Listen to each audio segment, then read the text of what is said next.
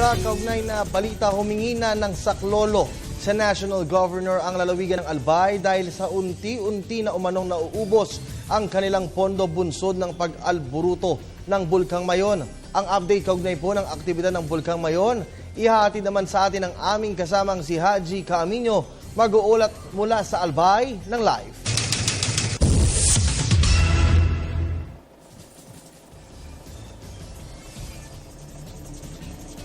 Magandang hapon sa iyo, Kirby. 500,000 pesos na lamang ang kaukulang pondong natitira para sa lokal na pamahalaan ng bayan ng Santo Domingo dito sa lalawigan ng Albay. Maging yung Quick Response Funds o QRF ng iba pang mga bayan dito sa lalawigan ay nauubos na din. 25 araw na kasi nakakalipas mula nang iangat sa Alert Level 3 ang status ng Bulkang Mayon at nauubos na rin ang relief goods na ipinamamahagi para sa mga residenteng naninirahan sa mga evacuation centers.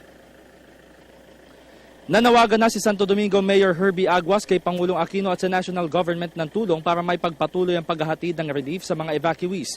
Kahit sa mga non-government at international organizations ay humingi na rin ng saklolo si Aguas para mapunan ang kanilang kakulangan. Una nang sinabi ni Albay Governor Joey Salceda na bukas ang lalawigan sa anumang donasyon mula sa iba't ibang mga sektor. Maliban sa Santo Domingo, namumroblema na rin ang iba pang bayan dahil paubos na ang kanilang QRF. Sa kabila nito ay patuloy naman sa pagbibigay ayuda ang Department of Social Welfare and Development kasama na ang international organizations kagaya na lamang ng World Food Program o WFP, ang UNICEF at USAID. Bigas ang pinamimigay ng lalawigan habang ulam naman ang nakatoka sa local government units. Tiniyak naman ng Albay Public Safety and Emergency Management Office o APSEMO na kanilang tutugunan ang problemang ito. Sa katunayan ay kinakailangan lamang na maglabas ng Certificate of Depletion ang mga LGUs ng sa gayon ay agad itong matugunan ng provincial government. Pero kaayon kay Aguas, ayaw naman nilang puro sardinas na lamang ang ipapakain nila sa mga evacuees dahil tinututukan rin naman nila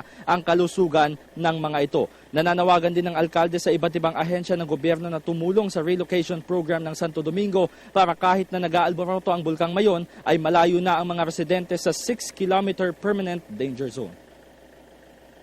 Samantala, Kirby, narito tayo ngayon sa Barangay San Andres, dito pa rin sa bayan ng Santo Domingo. Nasa likod ko ngayon itong Bulkang Mayon. Hindi masyadong maaninag dahil makapal na naman yung ulap na nakapalibot doon sa may bunganga o sa crater ng naturang bulkan. Sa kabila ng pananahimik, kung makikita ninyo, ay nananahimik yung bulkan sa ngayon kung physically ay titingnan mo siya. Pero sa ilalim nito ay patuloy pa din ang aktibidad na ipinapakita nito. Sa katunayan, sa nakalipas na 24 oras sa tala ng Philippine Institute of Volcanology and Seismology o PHIVOLCS dito sa Region 5 ay 5 rockfall events yung inilabas ng Bulkang Mayon. Samantalang nasa 384 tons per day naman ang inilalabas nitong sulfur dioxide. Mas mababa pa din ito kung ikukumpara sa 500 tons per day na kinakailangan para makapaglabas ng gas o ng magma at ng white steams etong Bulkang Mayon. Kaya ang nangyayari, Kirby, ay nagpe-pressurize ito sa ilalim, which is talagang delikado dahil kapag ka naiipit yung pressure o yung gas